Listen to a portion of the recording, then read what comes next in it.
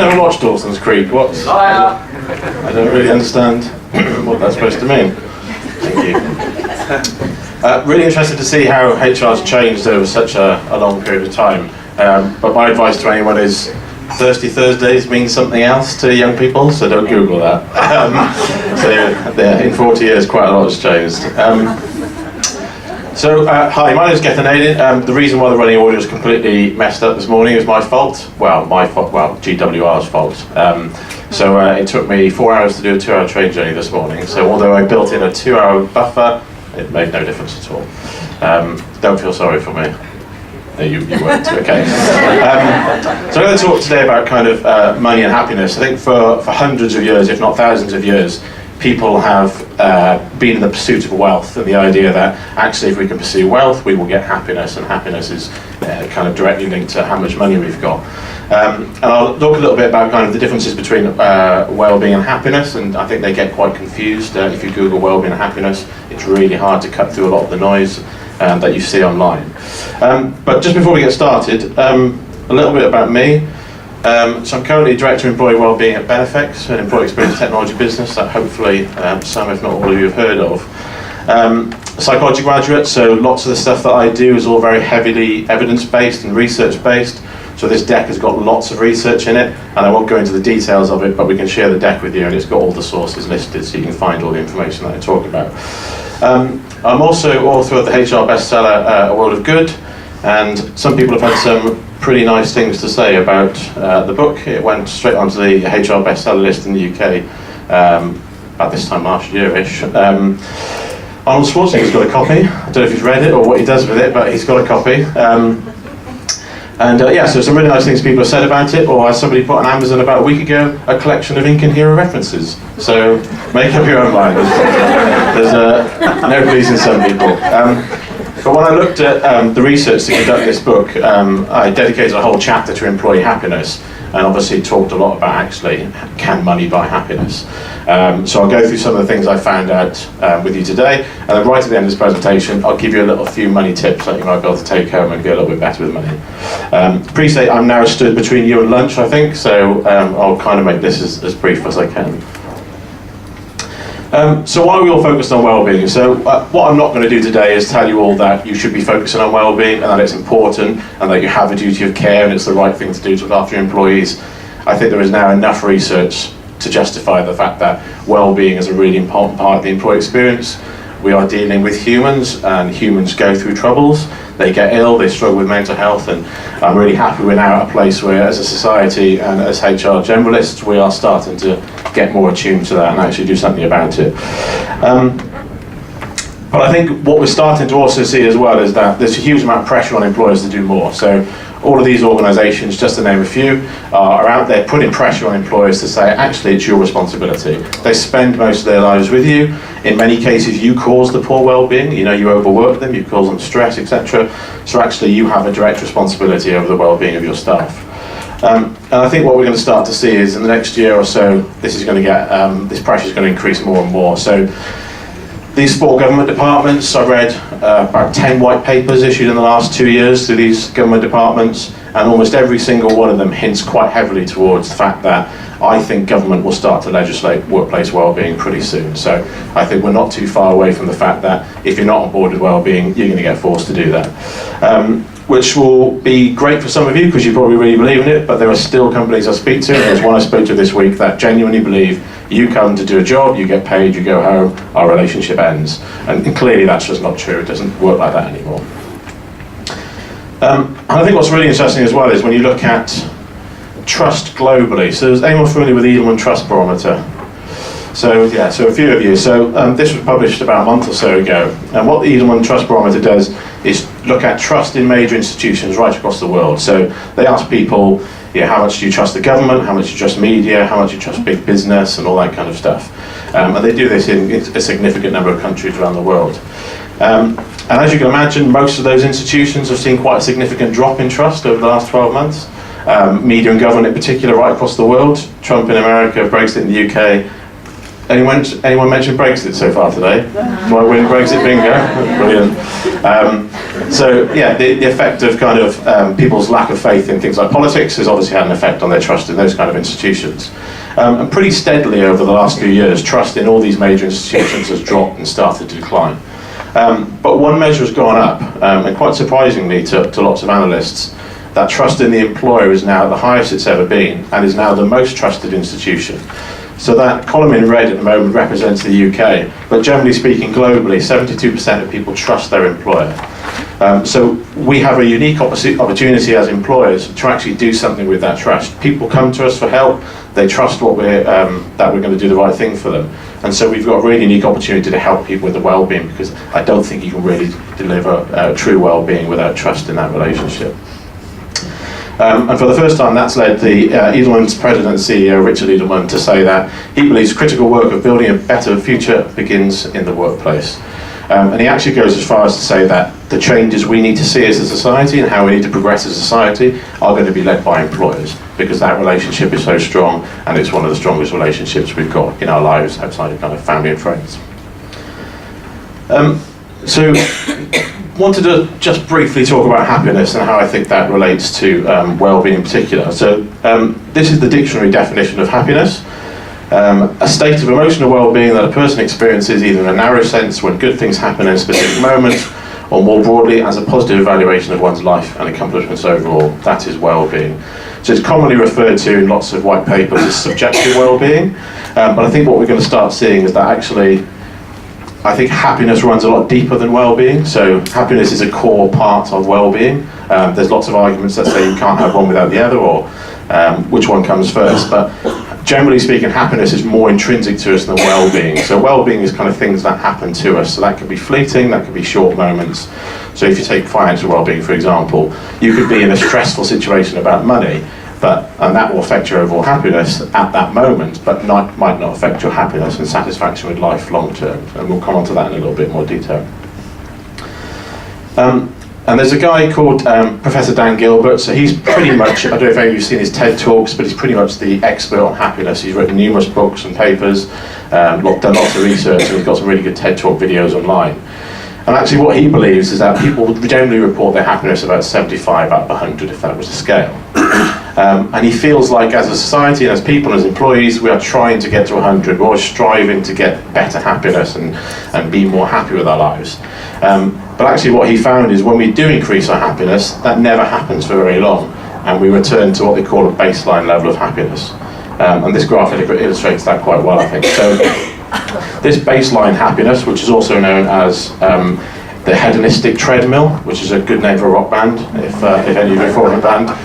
And this hedonistic treadmill says that actually you have a baseline of happiness. So we all have a baseline of happiness, and things can happen to us, and that may affect that for a short period of time, but fundamentally we will always return to what our baseline happiness is. And what the research shows is that when positive things happen to us, they have an effect for a short period of time, but when negative things happen to us, they have an effect for a longer period of time. But ultimately, we will still return over time to that baseline happiness.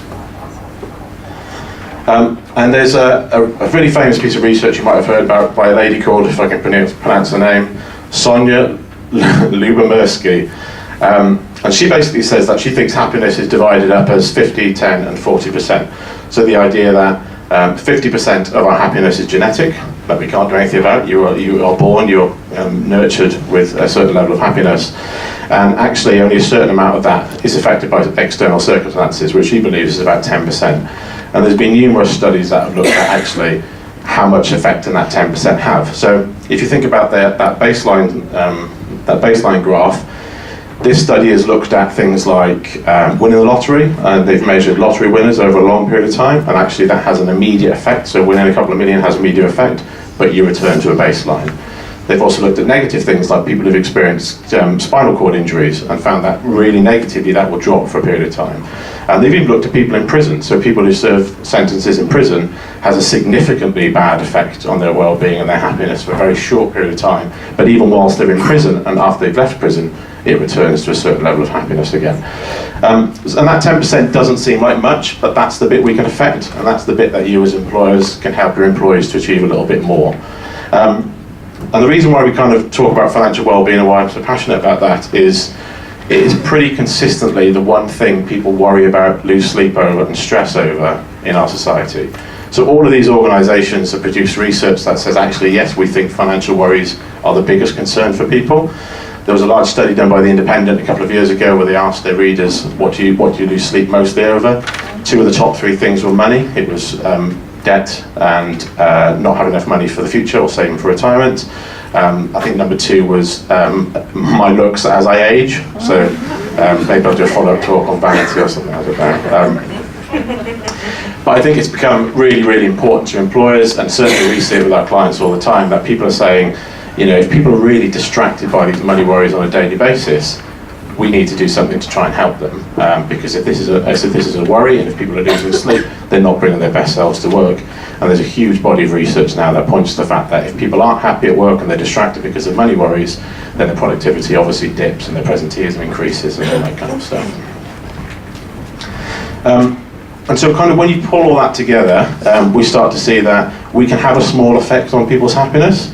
We know that money worries, and you know, all those logos are brought up. If anyone wants to read all of those papers, I'll send them to you. But there's about 50 to 100 studies that now pretty much unanimously say that the effect that money worries have on employees is quite significant. And then you put that trusted employer in the middle of that equation, and the fact that the government and all those organisations are pointing towards the employer, you then kind of have this perfect storm where actually the employees are now starting to report that they want this help at work. And it kind of makes sense, because if you look at some really big financial products, you know, things like mortgages is probably the biggest loan you'll ever have in your life. A pension will be the next biggest financial commitment you make. And that is delivered by the workplace, it's being pushed by the workplace. So it kind of makes sense that all these kind of things kind of coming together in some crescendo in the workplace, and we can do something about that. And if we delve into some of that research in more detail, the results are pretty shocking. So I think the next 3 or 4 slides are pretty depressing, but I'm knocking you down so I can build you back up again very shortly. Where possible, most of these are very recent, so hopefully in the last 12 to 18 months, this is where this research comes from. So financial concerns are the biggest cause of stress for UK adults. When you look at stress generally, that is now the biggest cause for having time off work. So according to the Health and Safety Executive last year, stress is now the biggest thing. And so if stress is the biggest reason why people are off work, and that people are reporting that money is the biggest stressor, it kind of makes sense that that's obviously a direct link between people not turning up at work. 2 in 5 employees worry about money always or often. More than half of UK adults are worried that their mental health has been affected by money worries. And 29 million Brits lose sleep worrying about money every year. And it's really interesting, so when you look at the relationship between mental health and financial well-being, there is a really direct link. So the Money and Mental Health Policy Institute, which was funded and started by Martin Lewis, the money saving expert, started to look at kind of what is that link, and they found this very vicious circle that if you have mental health issues, you are more likely to slip into poor financial well-being. If you have poor financial well-being, you are more likely to suffer mental health issues. And they've got some really devastating case studies on their website. There's a journalist they work with who went from something like £800 worth of debt to being committed to a mental institution in about 18 months, just because of the effect that debt had on it and how that started to exacerbate. You've probably seen some of the documentaries that have been on BBC and Channel 4, Killed by My Debt. A moped rider in London killed himself because he had about £600 worth of debt. And when you broaden that out to the rest of the world, 55% of male suicides in the US are because of economic reasons. So people are literally killing themselves. So if suicide is the biggest killer of males under 40, and half of those are economic reasons, then obviously there's a big problem that we need to step in and help. 80% of the workforce have experienced the negative effects of financial worries, including poor mental health. More than 50% don't have control over their financial situation or don't have confidence in managing money, and almost half of UK adults report having low knowledge of financial matters. So what we start to see then is people are worrying about money, and people might not have enough money because we've had slow wage growth in this country and the prices of everything has kind of gone up. So this year the average wage increase is going to be about 2%, which is what the train fares went up to.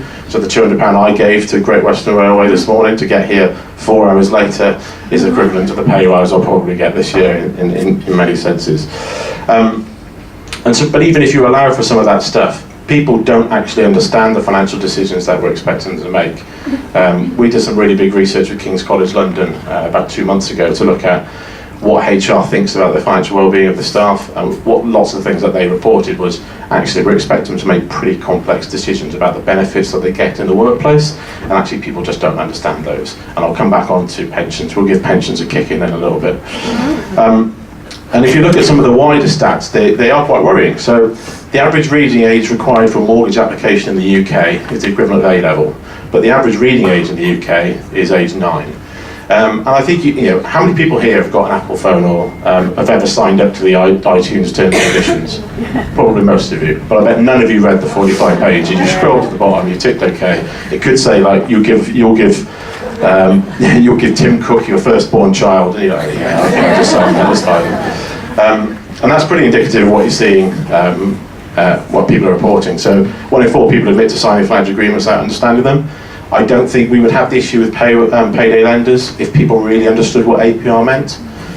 Some of the wider research into things like APR. So APR is the most Googled financial term last year, is what is APR. A few years ago, Nationwide did a study that looked at, they stopped people in the street and they asked them to correctly identify popular financial abbreviations like ARR or APR. And in less than 20% of cases, people could correctly identify what APR stood for and what it actually was. But in almost 100% of cases, people could identify what LOL or OMGs meant. And I said this at a conference once, and one of the questions we had afterwards was this guy kind of said, well, people are going to understand LOL and OMG because they use these things every day. And I was like, well, you don't use your credit card every day, you don't use your bank account every day.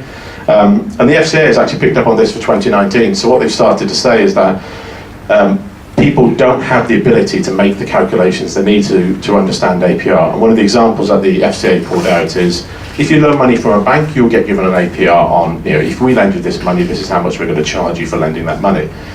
But when you get an overdraft, which is lending your money, they put a fee on that, so it'll be £10 a month for this overdraft. And so what the FCA is trying to do is put pressure on banks to say, they've both got to be APR. We've got to get people to understand APR, and you can't keep confusing people with separating fees out from APR and that kind of stuff. And so when we look into the workplace, half employees don't understand basic insurance terms. If you look at things like income protection, something ridiculous, like 95% of people, according to research, can't correctly identify what income protection is. And if you've got income protection, it is pretty complex. I went through a broking process with my financial advisor recently, and he talked about it, and I kind of stopped him, and I was kind of like, I don't understand what you just said. And he's like, well, you've had this policy for 2 years through us. And I was like, yeah, I know, but you've said a few things that I don't understand. I worked in financial services for 10 years, and for the last 10 or 15 years I've been selling income protection to other people through a benefits platform. And I was kind of, my response to him was, if I don't understand that, are we really expecting somebody straight out of university, perhaps working in a checkout Tesco, to really understand the complexities of income protection? And even if you look at stuff like credit scoring is ridiculously complex, but is really, really important. And last year in the UK, 2/3 of people who applied for a new mortgage didn't check their credit score before applying for a mortgage. So people aren't even checking the one measure that people use to give them the best rate or the loan. So people just don't have this knowledge. And if you start to look at where would you go for financial advice? So the answer when I ask this question to groups of people is usually mum and dad. And that doesn't change regardless of your age.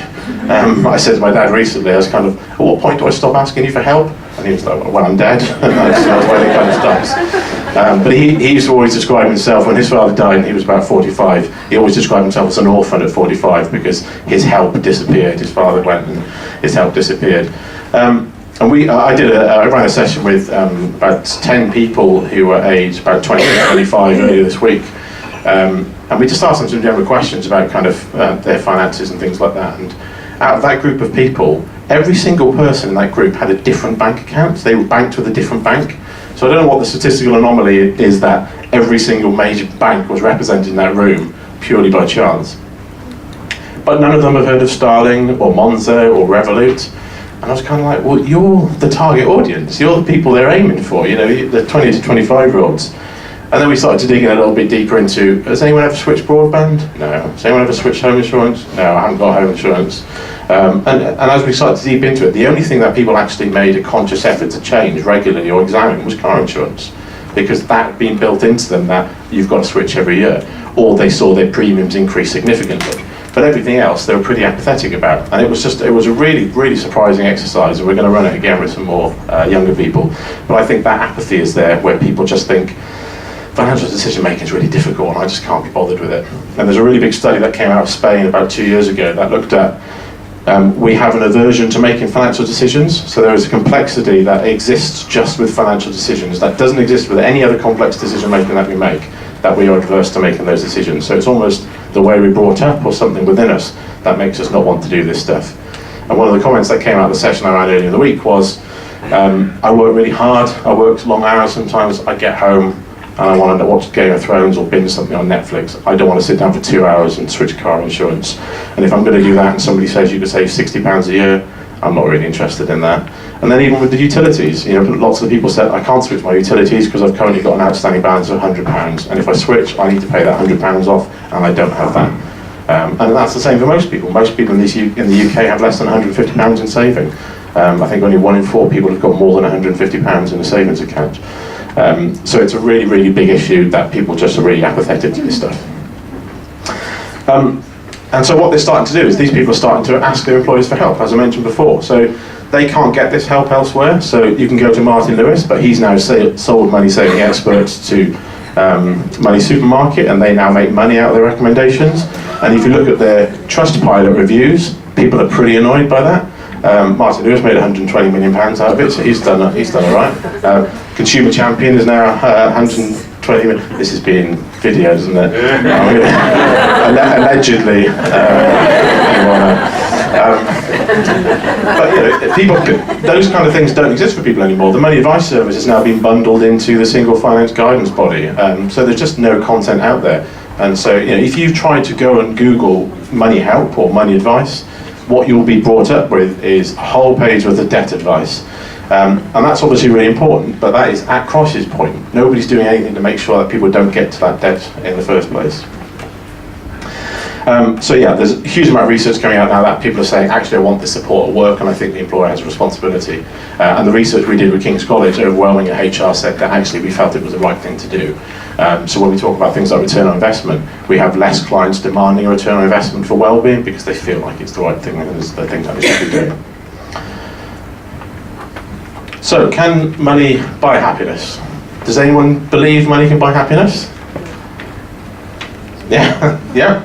Are you rich? Are you happy? No, I thought a really interesting Freakonomics podcast. We were just talking about there being positive correlation between super rich and their levels of happiness. Well, I had to kick that out of the water for you.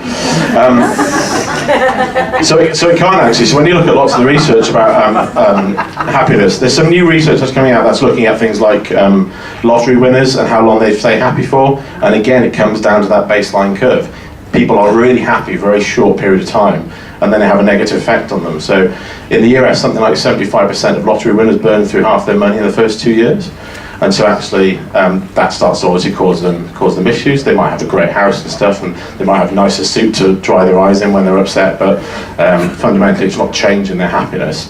But what can buy happiness, and what the research is saying how money can buy happiness, is when it gives people more control. And interestingly, there's a really big research which was by a Nobel laureate psychologist and economist called Daniel Kahneman, who showed that actually happiness did increase with money, but it stopped at $75,000. This is a couple of years old now, so that figure's probably increased a little bit.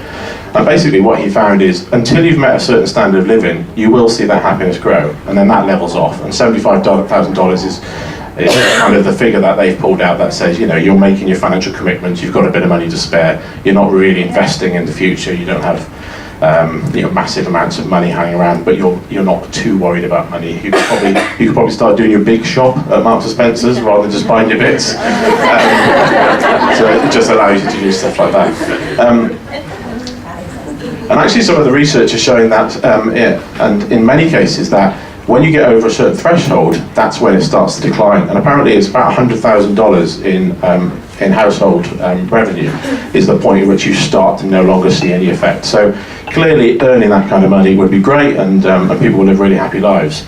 And if you look at the figures that have come from the World Bank and the World Happiness Report in 2017, they mapped people's happiness with how much money they've got right across the world. And apart from a few outliers, generally what you see is that people's happiness starts to increase as they start to tick off those Maslow's hierarchy of needs.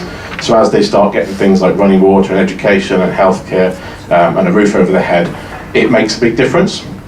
So there's a big difference between $10,000 to $20,000 increase per capita. That continues when you get from 30 to 60, and then over about $60,000, it kind of levels off and doesn't really have much of an effect. Do you remember Scrooge McDuck? This has got nothing to do with what I'm going to say, I just wanted to get this picture in.